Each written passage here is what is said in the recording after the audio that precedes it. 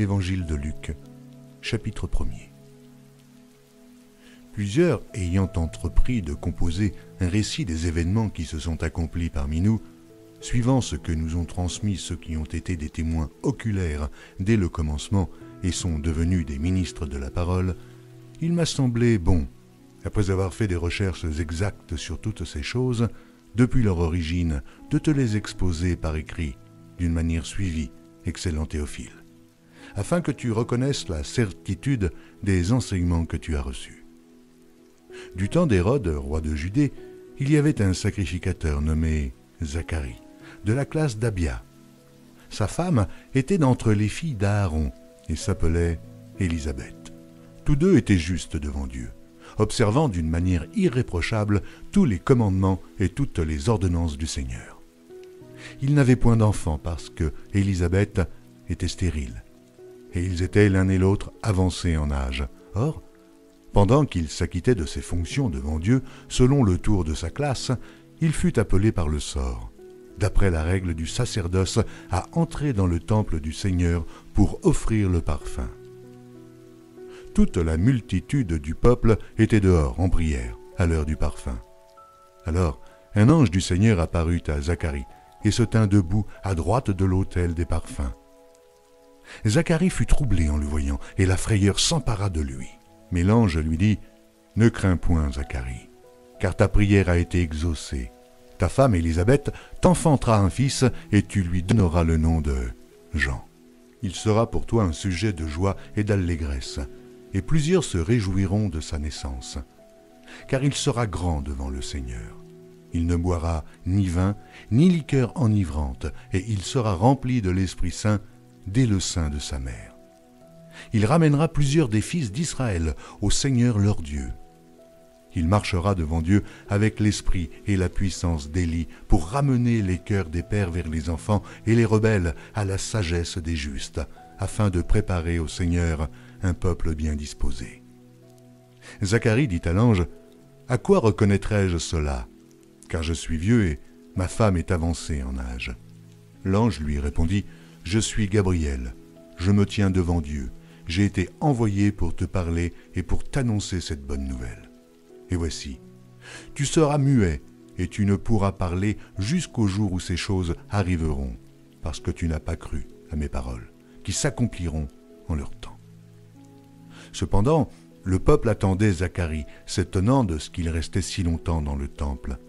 Quand il sortit, il ne put leur parler, et ils comprirent qu'il avait eu une vision dans le temple. Il leur faisait des signes. Il resta muet. Lorsque ses jours de service furent écoulés, il s'en alla chez lui. Quelque temps après, Élisabeth, sa femme, devint enceinte. Elle se cacha pendant 5 mois, disant « C'est la grâce que le Seigneur m'a faite quand il a jeté les yeux sur moi pour ôter mon opprobre parmi les hommes. » Au 6e mois, l'ange Gabriel fut envoyé par Dieu dans une ville de Galilée appelée Nazareth, auprès d'une vierge fiancée à un homme de la maison de David, nommé Joseph. Le nom de la vierge était Marie. L'ange entra chez elle et dit, « Je te salue, toi à qui une grâce a été faite. Le Seigneur est avec toi. » Troublée par cette parole, Marie se demandait ce que pouvait signifier une telle invitation. L'ange lui dit, « Ne crains point, Marie, car tu as trouvé grâce devant Dieu. Et voici, tu deviendras enceinte, et tu enfanteras un fils, et tu lui donneras le nom de Jésus. Il sera grand, et sera appelé Fils du Très-Haut, et le Seigneur Dieu lui donnera le trône de David son père. Il régnera sur la maison de Jacob éternellement, et son règne n'aura point de fin. » Marie dit à l'ange, « Mais comment cela se fera-t-il, puisque je ne connais point d'homme? » L'ange lui répondit, « Le Saint-Esprit viendra sur toi, et la puissance du Très-Haut te couvrira de son ombre. C'est pourquoi le Saint-Enfant qui naîtra de toi sera appelé Fils de Dieu. Voici, Élisabeth, ta parente, a conçu elle aussi un fils en sa vieillesse, et celle qui était appelée stérile est dans son 6e mois, car rien n'est impossible à Dieu. » Marie dit, « Je suis la servante du Seigneur, qu'il me soit fait selon ta parole. » Et l'ange la quitta Dans ce même temps, Marie se leva et s'en alla en hâte vers les montagnes dans une ville de Juda. Elle entra dans la maison de Zacharie et salua Élisabeth. Dès qu'Élisabeth entendit la salutation de Marie, son enfant tressaillit dans son sein et elle fut remplie du Saint-Esprit. Elle s'écria d'une voix forte, « Tu es bénie entre les femmes, et le fruit de ton sein est béni. Comment m'est-il accordé que la mère de mon Seigneur vienne auprès de moi? Car voici, aussitôt que la voix de ta salutation a frappé mon oreille, l'enfant a tressailli d'allégresse dans mon sein. Heureuse celle qui a cru, parce que les choses qui lui ont été dites de la part du Seigneur auront leur accomplissement. » Et Marie dit, « Mon âme exalte le Seigneur, et mon esprit se réjouit en Dieu, mon Sauveur, parce qu'il a jeté les yeux sur la bassesse de sa servante. Car voici, désormais, toutes les générations me diront bienheureuse, parce que le Tout-Puissant a fait pour moi de grandes choses. Son nom est saint, et sa miséricorde s'étend d'âge en âge sur ceux qui le craignent. Il a déployé la force de son bras, il a dispersé ceux qui avaient dans le cœur des pensées orgueilleuses. Il a renversé les puissants de leur trône, et il a élevé les humbles. Il a rassasié de biens les affamés, et il a renvoyé les riches à vide. Il a secouru Israël, son serviteur, et il s'est souvenu de sa miséricorde.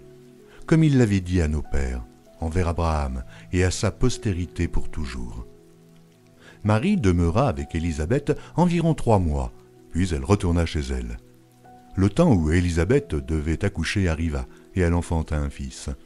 Ses voisins et ses parents apprirent que le Seigneur avait fait éclater envers elle sa miséricorde, et ils se réjouirent avec elle. Le 8e jour, ils vinrent pour circoncire l'enfant, et ils l'appelaient Zacharie, du nom de son père. Mais sa mère prit la parole et dit « Non, il sera appelé Jean. » Ils lui dirent « Il n'y a dans ta parenté personne qui soit appelé de ce nom. » Et ils firent des signes à son père pour savoir comment il voulait qu'on l'appelle. Zacharie demanda des tablettes et il écrivit « Jean est son nom. » Et tous furent dans l'étonnement. Au même instant, sa bouche s'ouvrit, sa langue se délia et il parlait et bénissant Dieu. La crainte s'empara de tous les habitants d'alentour et, dans toutes les montagnes de la Judée, on s'entretenait de toutes ces choses. Tous ceux qui les apprirent les gardèrent dans leur cœur en disant « Que sera donc cet enfant ?» Et la main du Seigneur était avec lui. Zacharie, son père, fut rempli du Saint-Esprit, et il prophétisa en ces mots. « Béni soit le Seigneur, le Dieu d'Israël, de ce qu'il a visité et racheté son peuple, et nous a suscité un puissant sauveur dans la maison de David, son serviteur, comme il l'avait annoncé par la bouche de ses saints prophètes des temps anciens. Un sauveur qui nous délivre de nos ennemis et de la main de tous ceux qui nous haïssent.